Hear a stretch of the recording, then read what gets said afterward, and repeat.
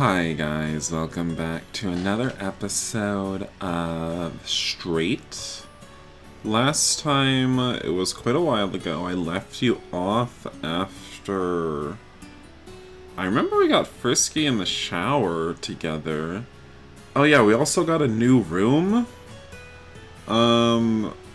We at first thought it wasn't going to be with Brayden, but then some Jewel Bro...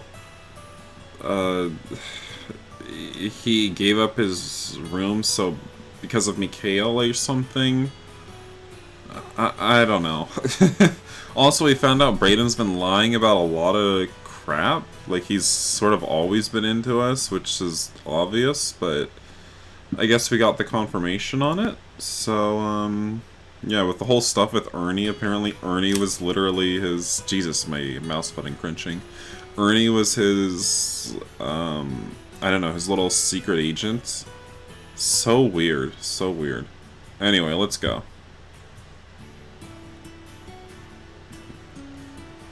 Chapter 10. One Last Walk. Oh, I'm sure this is going to be emotional.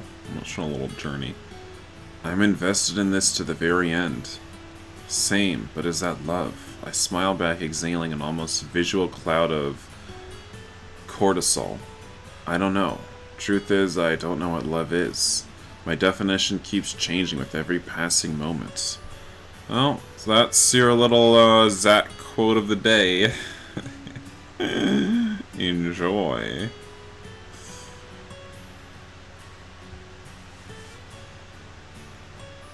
I guess it's no secret that I space out sometimes. Without ever realizing it, the fact that I enjoy swimming is almost metaphorical for my endless habit to dive inward, existing beyond the need for breath, far from reality and isolating perpetuity. I guess? I guess that's exactly what it is. Sometimes when my eyes glaze over, people ask me what I'm thinking about, and I can almost never answer honestly, because the truth is, I don't know. Okay. Inside my head, time moves differently. I think I'm just gonna censor this because he's naked, but it's not like it's sexual, but still he is, so I'm just gonna censor. He's just curled up in the fetal position, you know, flying through some, I don't know, endless space. I don't know. I'm censoring it. Almost like being able to pause the real world while I sort through my feelings, isolating variables and overthinking things that are probably unrelated or better left alone. I don't believe I actually have the ability to slow time. That's crazy. But when you're running the calculations of 1,000 scenarios simultaneously, anything that's not moving at that speed just seems slower. In reality, the world can't keep up with me. Okay. Let's get this man his Reddit account. But that's not a superpower. It's a storm.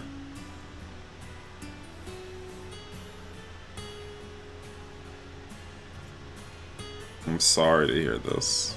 It's alive, it's violent, it's endless, raging at the tender nexus of my being. Sometimes I think about stupid things just because I haven't thought about them for a while. But for one brief moment, in my inner darkness, where my thoughts lay siege around me, I find myself floating in the eye of the storm. Ugh. I still my thoughts and I feel my breathing fall into rhythm that Brayden taught me. And I think about responsibility. And I realize that regardless of how many obstacles I prevailed over, I've always been in control. If I have the choice to change today, then I have to acknowledge that I could have changed yesterday or the day before that. I can pretend like I didn't, but I've always had a choice. Everyone does. Alright, okay. How long are we going to be falling through this nebulous space? We decide the direction of our lives take in the way that we choose to interpret the world around us. We are architects of our own reality. I can't blame the world for my problems when I'm the one who chose to define and label what my reality is. I'm unhappy because I've chosen to be, because I've avoided or feared the process of trying to change that. And I've chosen the support that I have. I've chosen to accept the reality of my own self-hatred and do nothing to change it. And I've waited all this time for the world to push me instead of taking the calculated risk on my own terms. The storm isn't inside of me. It's part of me. We're one and the same, diametrical yet analogous. Perfectly balanced. Alright, now we see some nudity. I am the storm. Oh my god, I can't... I can't read any more of this. Please, let's just get to Brayden and his hijinks. And I'm all the power and the weakness that comes with that. So I guess it's up to me. The purpose in all of this wasn't for me to find resolution. It was for me to find meaning. So one last time, I rise, ascending upward from my own abyss for one last dance with destiny. Bruh. What are you talking about? Like, what are you about to do? Like, get over it. God, he looks really old here somehow. Because in the end, only fools are blind to second chances. Don't open your eyes and then say that. It's so phony. You can't even... Ugh. Brayden stands before me. His silhouette spans the doorway and I blink in disbelief. Unsure if he's an apparition, a cruel figment from the maliciously dark side of my imagination. Okay, calm down. Like, we all need to... We're all... Like, you're at a 10, and we need to take it down to, like, a 2, okay? Because this is too much. This is too much. God, do you remember... Now it's starting to come back to me. Do you remember how they were, like, absolutely bawling their eyes out about how they were going to have different dorm rooms or something? Like, and they'd have, like, a 5-minute walk to see each other? They would have to walk 5 minutes every day to meet up with one another, and they were just so sad about this. I just... it's so exhausting. Okay, don't pout at me like this. I've forgotten how pouty he looks. I can't. When you spend a lot of time in your head, stoking anxiety-filled flames, it's typically a surprise, almost an instinctual rejection when you see something beneficial. He stares through me, his eyes narrow slits of inquisition. He timidly walks towards me, his steps slow, calculating, methodical, almost like he is walking through a minefield. At this point, I don't blame him. We've all been through a lot. What are you doing here? The storm rages. I'm still trying to connect the dots in my own head. This is 302, my new room. At least I think it is. Are you my new roommate? I got some automated email after you left that said there was an error, and it told me to come here. I shake my head in disbelief. Wait, no, it wasn't... at the start of this video, I said Mikhail. It was because of Mikhail that we have the same room. It wasn't. It was because of Ash. See, I'm misremembering everything. But it was Ash. I remember now. There was a whole little, like, scene, segment that, showed, like, how good a guy he was or something. Like, I don't know. He still recorded his mother and sister, unbeknownst to them, and then sold that online. Dude, what's going on? My head swims as the room spins. I absently stumble over to the bed, somehow dizzy from the cartwheels and mental gymnastics and the dissonance of conflicting emotions. Bruh. You just have the same room again. Take a deep breath. Like, I don't know what's wrong with you. Like, you need to be on some kind of medication if this is how you react to any sort of surprise. It's not healthy. I'm still trying to piece things together. I nod towards the note on the floor. Brayden furrows his brow before walking further into the room. He scoops up Ash's note off the floor. He looks like he has no eyebrows. His eyes shift side to side as he scans through it. Wait, is this our Ash? I stare at him in disbelief. Is that disbelief? It sounds like you're so... like the emotion that I'm reading on this face feels like the emotion I'm feeling inside playing this game. I am just so done. And I just started. Ew. Yeah, good point. How did he get in here?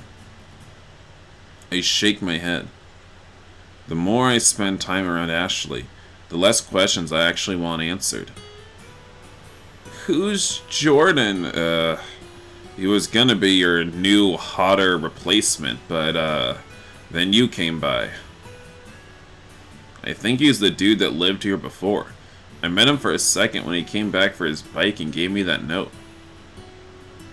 Okay, so what the hell did Ash do? My eyes glass over as I analyze everything that happened tonight. Everything with the swim team, with Mikhail, with our room. I don't even know where to start explaining this. Oh yeah, also, we got kicked off the swim team, I think? I think Ash did too, maybe? I don't really recall. Everything. I look up at Brayden as my eyes well with tears. Okay. That mother effer did everything. Jesus, what happened? I shake my head as I realize the person I once thought was a bully, who only thought about himself, single-handedly fixed every issue we all had in one night. Brayden sits down on the bed beside me. Talk to me, Zach. The room. Is this the room of visual novels? Somehow Ash did all of this. Did he hurt anybody? Well, I'm guessing not. He apparently got what he wanted. Like it was all planned. So that hyperactive knucklehead that I flipped in the shower somehow outsmarted a whole university? You don't know the half of it. We just saw each other like 30 minutes ago. What the hell happened after I left you outside? Nah, this was all before. It started with the swim team. I just didn't mention it before because of everything that's happened with you and me. Oh yeah? How did that go? Scale of 1 to 10, it sucked. Let's just say I'm not on the team anymore. Wait, what? Why? What happened? Did you quit? No, Coach kicked me off. Apparently, that was the whole purpose of the meeting tonight. But why? That's stupid. All we did was sneak in there at night. We didn't break or steal any stuff. Well, it actually got a lot more complicated than that. Ash is kicked off too. What? It's weird that they're saying kicked off. It's like kicked out is the phrase that I hear. I've really never heard kicked off. Wait, have I heard that? I got kicked off the team, I got kicked out of the team. Well, I guess I've heard kicked off. I'm more used to kicked out, though. Whatever. What the actual F? What the hell happened over there? Ash wasn't even there the night you were trying to teach me to swim. Nope. Well, at least I don't think he was. But now that you mention it, wouldn't it surprise me if he has a video of us trading hand jobs in the deep end. Stop deflecting. What happened? Ash called it from the beginning. Coach set up the meeting to get the whole team there. Basically as witness that he kicked me off the team. He wanted to shift focus from him onto someone else. Focus for what? It's a long story, but apparently he's a monster and treated Ash like crap behind the scenes and no one ever knew. Ash showed up at the meeting late and ended up using all of Coach's witnesses against him. Basically batted him out in front of his own assembly and then quit. But wasn't he, like, really good? Best on the team. It cost him his scholarship. Oh crap, why'd he do that? Can he even afford school now? He did it to save Mikhail. With Ash gone, Mikhail takes over as team captain. He gets the scholarship. Now his schooling is paid for and he can study what he wants without being dependent on his family's demands. It was extreme, but it has Ash's chaotic style written all over it. That sounds like a lot. So, what's he going to do now? Who? Ash? I don't know. He told me not to worry about it, but of course I am. He's an effing idiot, but for some reason I really like him. Same. And I'm not gonna complain about this room setup. He's so freaking impulsive though. There was nothing impulsive about that note he wrote, except maybe the D he drew on the bottom. He knew exactly what he was doing and probably pictured a thundering applause when it all fell into place. Check on Ash and Mikhail? So, you don't seem to be sold on the idea that Ash has a plan. No, it's not that. Today has just been a mess. I guess I got distracted with everything that happened between you and I tonight, and I completely forgot about Ash and Mikhail. I gesture back to the note Brayden's holding. I feel even worse getting sidetracked now. I feel like I should go check on him. Do you even know where he went? Not a clue. So, text him. I thought about it, but like you said, he's probably enjoying a spotlight right now. I look Brayden in the eye. Plus, we finally got some alone time together. Is it selfish that I just want to hang out with you tonight? We haven't been anywhere alone together since the fire. Horny. Brayden smiles back. The snack that smiles back. Not at all. It's getting late anyway. If Ash was able to pull this off like you think he was, like that note suggests, I want to thank him too. You saw how effed up this could have been. Crap, you might have been on the opposite end of campus if not for him. You would have been a whole 10 minutes away. I would have to walk to you 10 minutes every day. If we met somewhere in the middle, it would be a 5-minute walk. That's insane. How could we continue our relationship? Stupid. So let's just hang here tonight where we finally have some privacy and then we both go after Ash tomorrow. And Mikhail. I haven't talked to him since the swim meeting. I have no idea what was going through his head, but he was an emotional mess. Mikhail is my effing rock. I hate seeing the strongest person I know suffering, man. Sure thing. If we head back over to their dorm early tomorrow, we can probably catch them both. If not, you text them and we go from there. Stop stressing, it's been a long day. Plus, with all the emotional ups and downs, you're probably not thinking clearly anyway. Relax, your friends will wait because they know you care about them. It's only been a couple of hours since you saw them anyway. Yeah, I guess that works. I sigh loudly, a sad attempt to try and exhale my own poisonous thoughts, doubts, and inner conflicts. I glance over at the amethyst crystal that Jordan left and shake my head. That thing could be the size of an Egyptian obelisk and probably not mitigate half of my thoughts. I look over at Brayden as he looks back at me. His pupils are dark and endless and I can't help but fall into them. So, what do you want to do? It's quiet in here. It is. There's like nothing to do. We lost our TV. Hell, I don't even have a computer anymore. Why? Did you ruin your computer? Oh yeah, because of the fire. The only thing we have is our phones. You poor, poor children. However can you survive? It's like living in a third world country. We have quiet and privacy. Somehow I think I have everything I need. Ugh, don't look at me with those eyes. I swallow and my head begins to spin, unsure whether he's talking about the solitude or me. But just because I've learned my lesson in procrastination doesn't mean I actually realize what the first step to acting that out is, even though I'm ready to take it. Am I supposed to say something eloquent or smooth, kiss him, deliver a pizza like in a vintage porno? How the F do I even start the physical stuff? I'll be back. Gotta go take a piss. I need to clear my head and regroup. I feel like I'm jumping from one thing to the next. Brayden smirks. Take your time. I step into the bathroom, pulling my shirt off.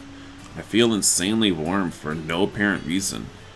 The door quietly clicks closed behind me, bathing me in insatiable isolation. It's almost it's not metaphorical in any way. Shut the F up.